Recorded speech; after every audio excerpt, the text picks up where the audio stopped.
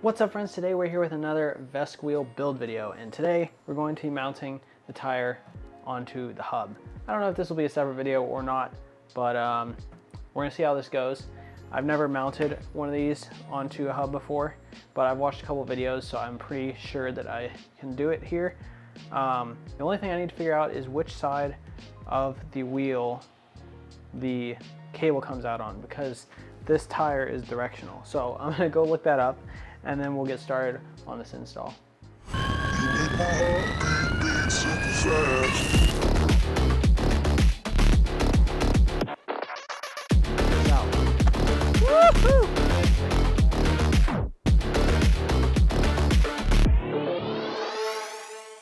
All right, so I looked it up, and this cable needs to be on the left side of the one wheel if you're facing forwards, because the cable of the battery, which is right here, I built this in the last video, the cable of this is on the right side, so that means that the other side is the one that's open on the VESC enclosure. So we're going to go ahead and install this tire, which is directional. You might not be able to see this, it's gonna be kind of hard. I'll just put B-roll, but there's a little arrow that shows forwards direction, and it needs to be this way, that way being forwards, so that means that the motor needs to go into the tire like that. So things you need for this, at least for the Superflux motor, you need a 2.5 millimeter to unscrew the little plate, and then you need an M6, a 6 millimeter to unscrew the block from the end of the motor. The only reason I'm doing that is because I'm using these 3D printing spools to push the tire on. And then you'll also need your valve stem if it's not already installed. So let's get going. Now, this step is not completely necessary if you're going to be using some other thing to support the motor, but I figured I would take this off to get a look at it anyway. And we're going to need to Loctite these big screws into the motor eventually anyway, so might as well just take it off.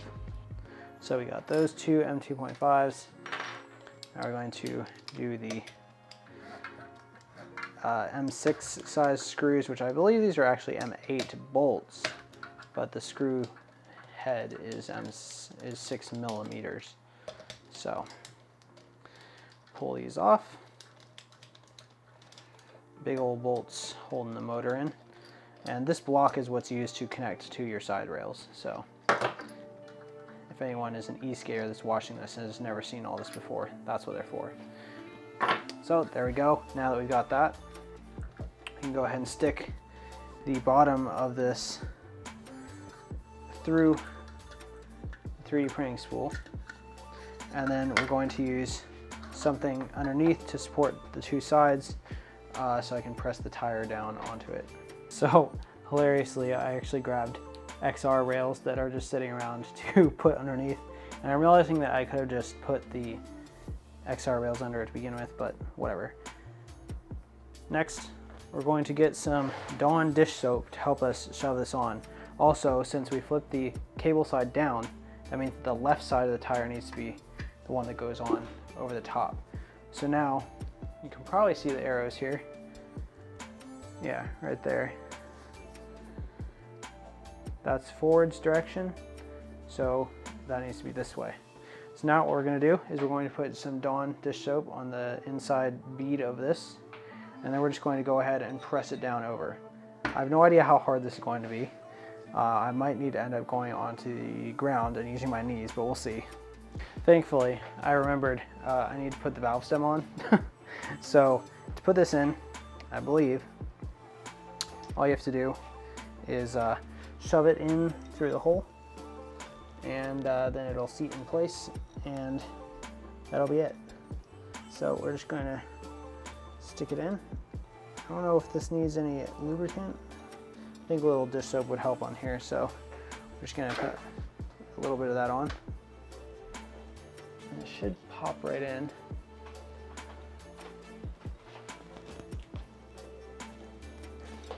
It's actually quite tight.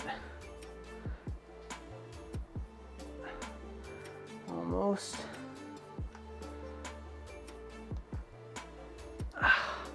Man, that's pretty tough. I don't want to mess up the threads on here by pulling it through too hard, so I'm gonna try to pull it through lightly with the plastic cap. No, that's not gonna work, that's gonna ruin it. Man, I need to look up how to do this. I actually have a pick and hook set for installing O-rings. So I'm going to try pressing this in to get part of the bead started.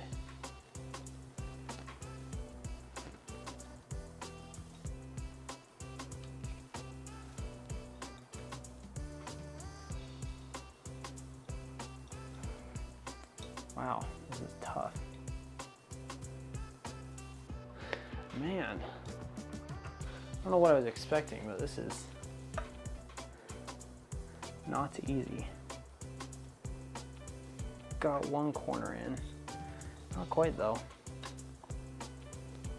Well, apparently there's a thing called a valve stem puller that you can use for this, but I do not have one of those.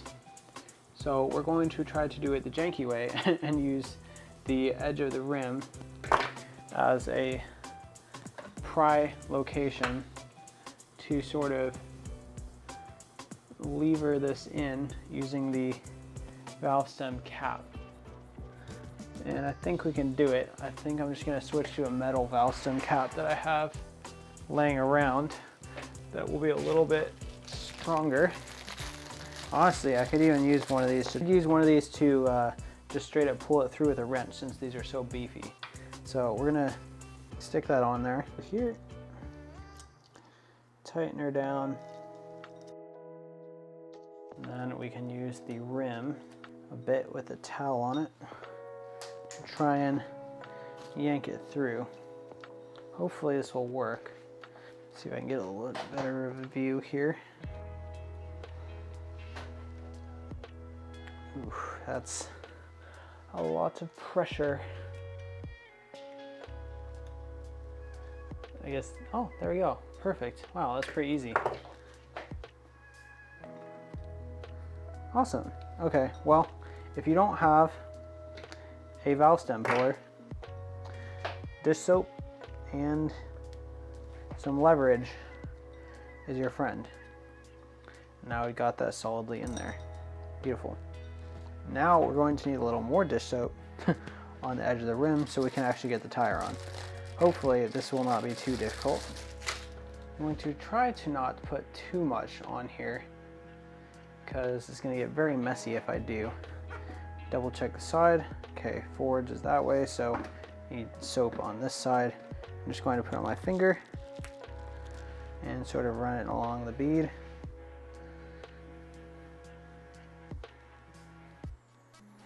This really does work, by the way. If you're questioning, dish soap absolutely does help get tires onto rims. I've done this before with e-skate tires, which are much smaller, of course. But the concept works, and it provides a nice slippery surface for it to go on. Put a little bit on the rim, and then we're just going to sort of lean into it.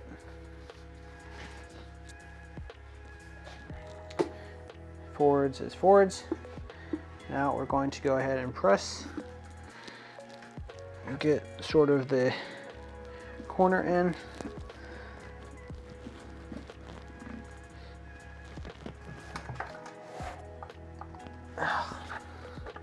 Man,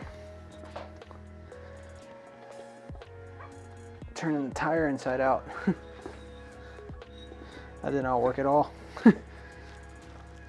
Poor tire.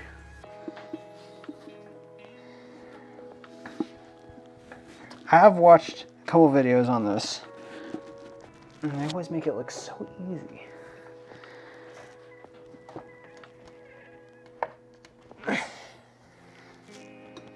Okay, I've got it about 3/4 of the way on. Just need to push the other side on over the top.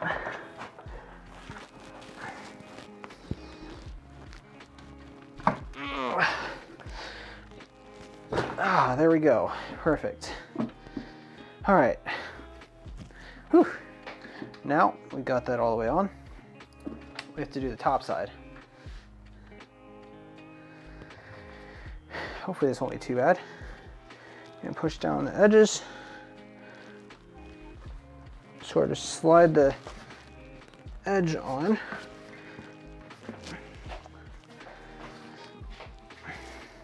This might be easier if you do it on the floor, by the way, but I'm trying to do it on the table so that the lighting's a little better. Maybe this could use a little soap too, since we don't have any on this side. Just a tad on the inside. Give us a nice little rim.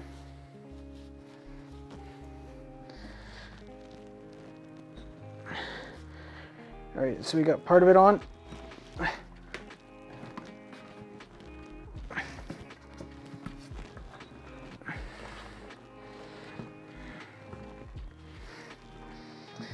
Once you get a little bit on, you can kind of shimmy the rim around, but it's still quite difficult, especially at this height for me.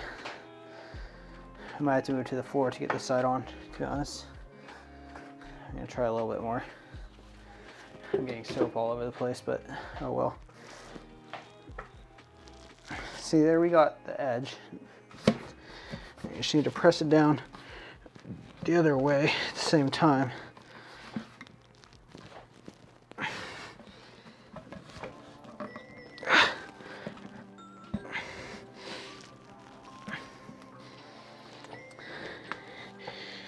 Man, I'm really testing the strength of my desk here.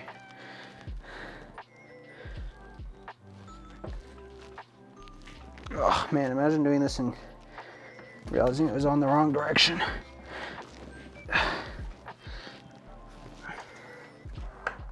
Whew, man, this is tough.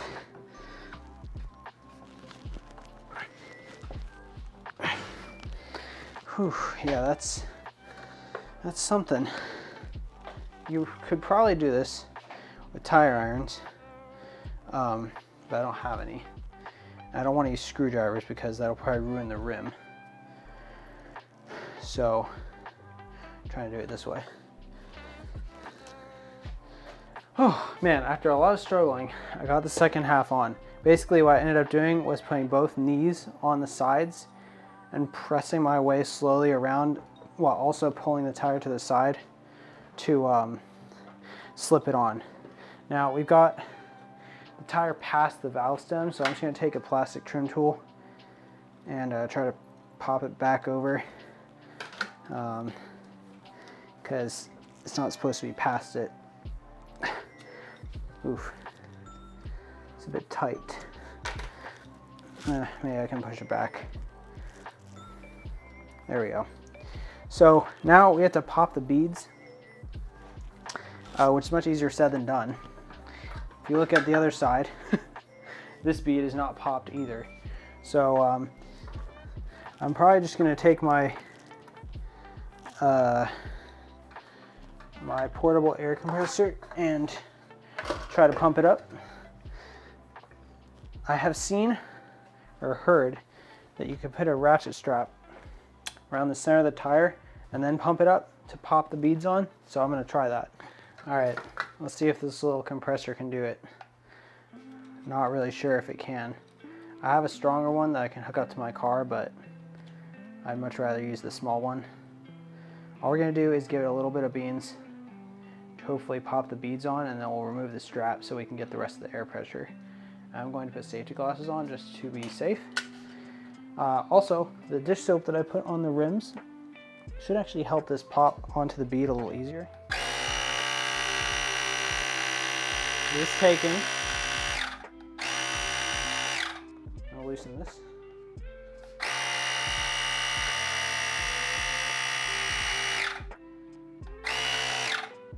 Loosen a little more.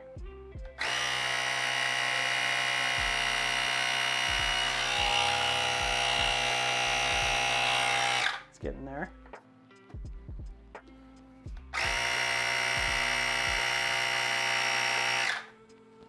I don't hear any air hissing, so that's good. Loosen a little more.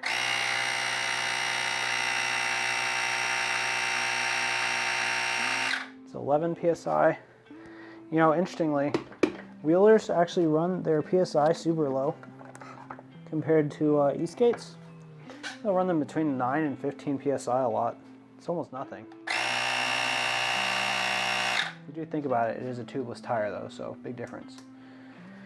All right, I don't think I need the strap anymore, but we're not quite popped. Oh, there we got one. The other side I don't think is popped yet though, but we'll just see if it goes to 15. We definitely don't need this anymore, so I can pull it off. All right, we have 15 PSI. I'll pull this off and check. See if the bead is popped. Ooh, it is not. Okay, so still got this whole corner that's not popped on yet. Not sure what the best strategy is here, because I don't want to get my finger stuck in there. So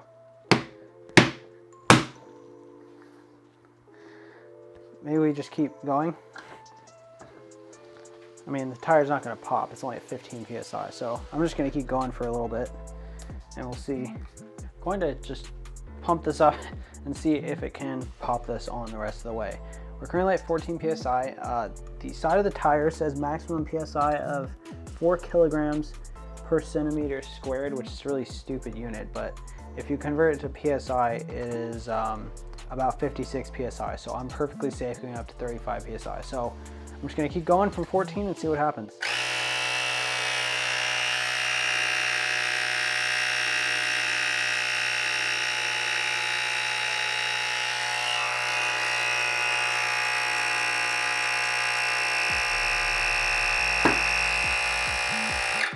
And there it is. That is certainly satisfying to see and hear.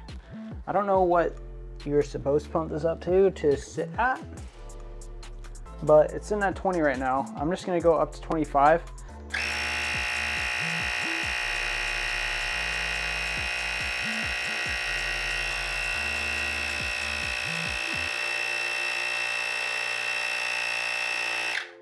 And we're just gonna let it sit at that for a bit. And I think we're good, pretty much. Tire is seated, mounted rather.